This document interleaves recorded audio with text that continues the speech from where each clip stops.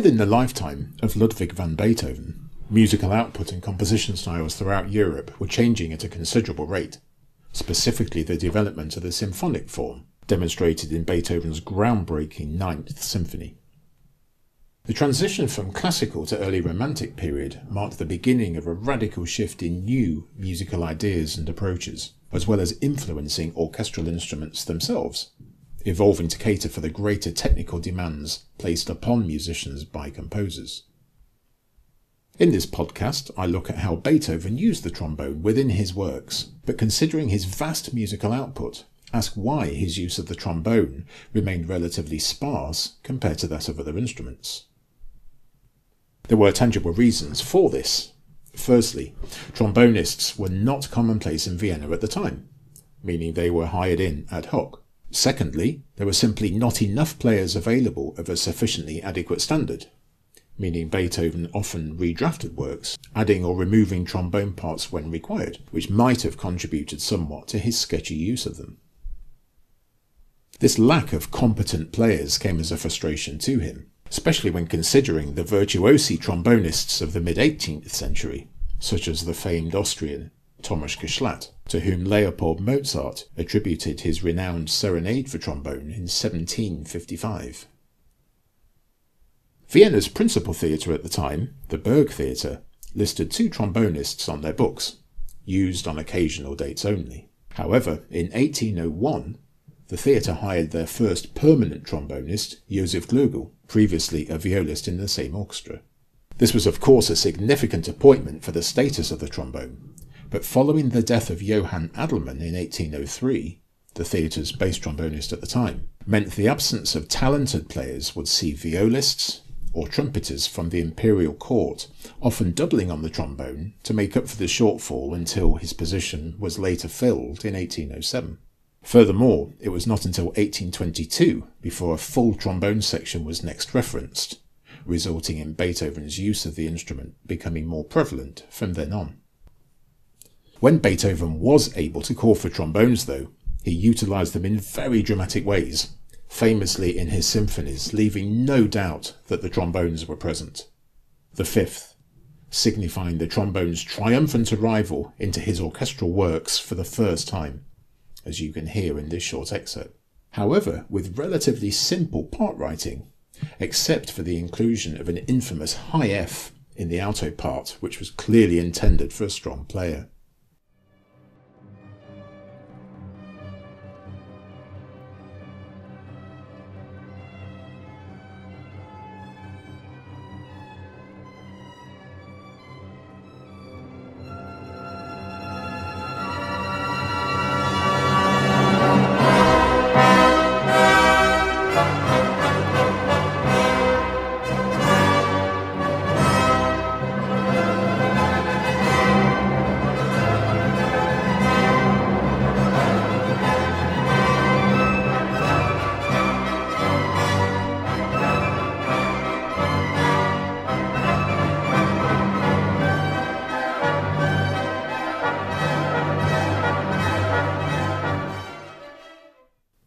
The Sixth Symphony, the Pastoral, used more descriptive writing, specifically in the storm scene, but here he scored it for alto and tenor only, whilst omitting the bass trombone, possibly due to the death of Johann Adelman. The Ninth Symphony, the Choral, brought together all 3 trombones in a mix of vocal doubling in the famous Ode to Joy, as well as solo passages, unusually in the bass trombone part, most notably in the 4th movement with the text, "Be embraced, millions." It was scored this way as Beethoven considered the bass trombone as his most reliable sounding trombone at the time.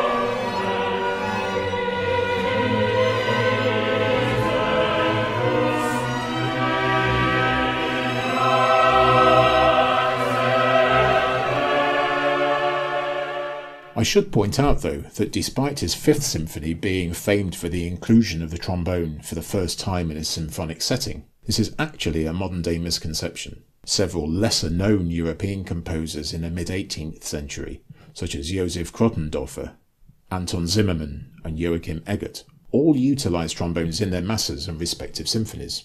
For example, Symphony No. 3 in E-flat major by Eggert, composed in 1807, that we can see here, clearly lists 3 trombones, predating Beethoven's Fifth Symphony by about 18 months. It's safe to say, though, that with Beethoven's huge fame and notoriety, it clearly assisted in offering the trombone a significantly higher profile as a mainstay orchestral instrument than what previous composers had achieved. As trombonists, we can't discuss Beethoven without referring to a set of 3 short iconic pieces that he composed in Linz for All Souls' Day, entitled Drei Quali für vier Posaunen. These instrumental works for equal voices, a segment of which you heard at the beginning of this podcast, became synonymous with the trombone, and they remain at the forefront of the trombone's repertory to this day. This style of composing, known as the Linz tradition, also saw the trombone becoming inextricably linked with funerals, most famously at Beethoven's own funeral on March the 29th, 1827, with a performance of his own Equali. Here now are 2 prints showing Beethoven's funeral procession by artist Franz Strober. The first showing the entire funeral procession, reportedly seeing between 10 to 30,000 mourners, and the second clearly showing 4 trombonists leading the procession. One of the trombonists pictured playing in the procession was Philip Tuschke. He was employed at Vienna's other major theatre, the Gartentor Theatre, of which previously hosted the premiere of Beethoven's Ninth Symphony in 1824, alongside excerpts from his newly composed Missa Solemnis. 35 years later, the famed Austrian Romantic composer Anton Bruckner also wrote Equali for trombones, but with an incredible twist, composing them in the very same house in Linz that Beethoven had written his own Equali back in 1812. Bruckner revered Beethoven extremely highly, and in turn was bestowed with the honour of placing the late composer's skull into the casket upon his final interment in Vienna, an honour of which would stay with him for the rest of his lifetime. During this transition into the early Romantic period, we also see the first publications of method books for orchestral instruments, ranging from violin through to serpent, all showing a wide knowledge and intention of the desired approach required at that time. 2 such publications, being pivotal for the trombone's development, were Josef Fröhlich's Vollständig Theoretisch from 1810 to 11, and Andreas Nemetz's Neueste Posaunenschule from 1827. These both demonstrated a clear direction of basics from holding the instrument to the slide positions to mouthpiece charts and general sound.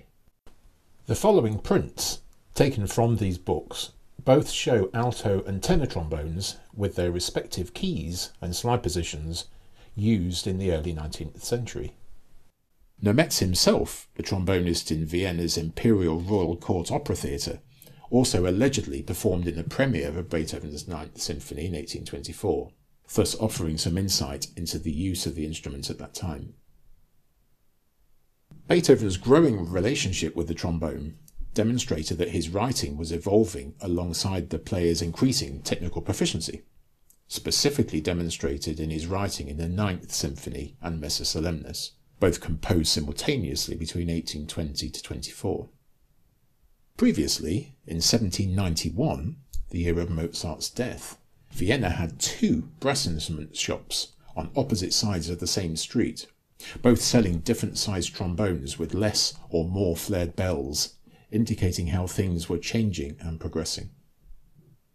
An interesting work of Beethoven's, his March in D major from 1816, utilised military instruments, as he did often in his operatic stage bands, showing he was exposed to instruments such as the bass trombones in F and even A flat. Nemetz also references a G bass trombone of 1827 that was being used in Vienna at that time. Here are 2 charts by Nemetz and a print from Prague showing different F bass trombones from the early 19th century, that were commonplace in the mid-18th century and earlier in the Baroque. I would like to finish with an excerpt of the finale of his 9th Symphony, and in this recording we play E flat alto, B flat tenor and G bass trombones. Nemetz referenced 3 B flat trombones as his preference, with differing size mouthpieces to be used to compensate for higher or lower tessituras. This is obviously a contemporary and useful insight. However, when choosing instruments in reconstructions, it's important to consider sound and balance alongside composers' wishes. We must also remember that many differing sized instruments existed at the time, which offers considerable room for personal interpretation. Beethoven's legacy is as strong now as it ever was. However, we can say with total certainty that without his inclusion of the trombone into his works, the use of the instrument in the centuries after his lifetime might have been very different.